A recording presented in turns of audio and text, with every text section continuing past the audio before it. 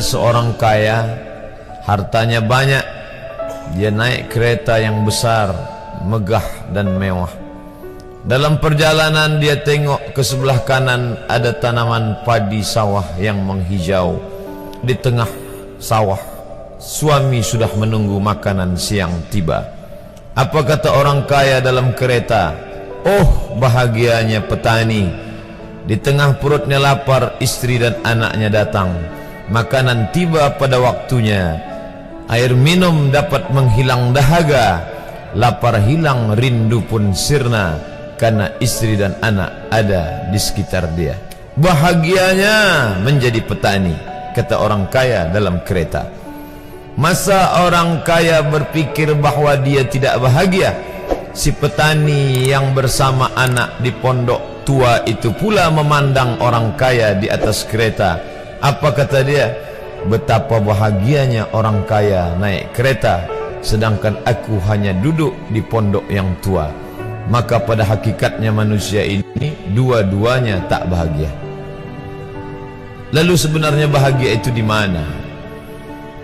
Ada seorang anak yang sedang belajar di college university. Maka dia berkata, alangkah bahagianya kalau saya dapat BA.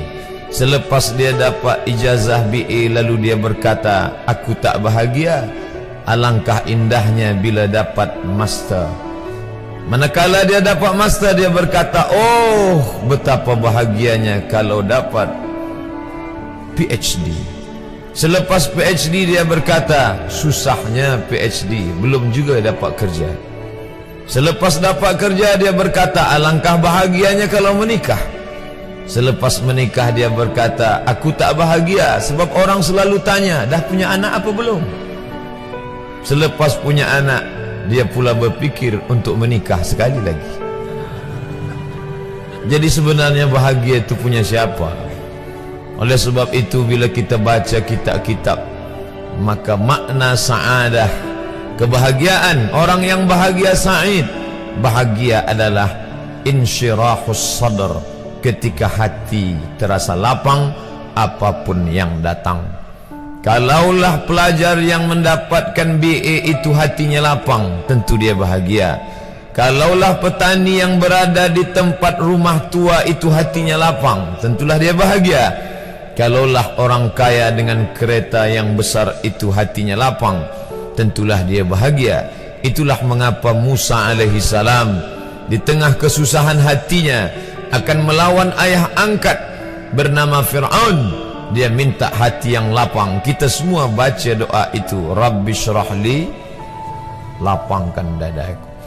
Itulah mengapa kakinya pecah berdarah, giginya patah, pelipisnya pecah meneteskan darah, tapi dia tersenyum bahagia kerana hatinya lapang. Allah sudah lapangkan hatinya. Apa kata Allah untuk dia? Alam nashrah laka sadrak. Itu beza Muhammad dengan Musa. Musa meminta, Rabbi shrah li sadri wa yassir li amri wahlul 'uqdatam min lisani yafqahu qawli. Sedang Muhammad tidak meminta. Belum meminta, Allah dah bagi pada dia. Apa kata Allah? Alam nashrah laka sadrak wa wada'na anka wizrak alladhi anqadha dhahrak wa rafa'na laka dhikrak. Bila kau dalam keadaan susah, dua kali Allah ulang, fa inna ma'al usri yusra, inna ma'al usri yusra. Hati lapang itulah yang membuat Haji Abdul Malik Karim Amrullah Buya Hamka tersenyum di dalam penjara. Penanya berjalan perlahan tapi pasti, maka keluarlah tafsir Al-Azhar. Hati yang lapang itu juga membuat Said Qutb tersenyum menghadapi tiang gantungan. Walaupun dipenjara oleh Gamal Abdul Nasir, tapi sebelum kematiannya sempat pula menulis tafsir Fi Zilalil Quran, di bawah naungan bayang-bayang Al-Quran.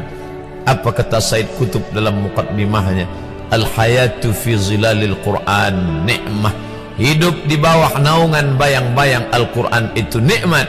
La ya'rifuha illa man zaqaha.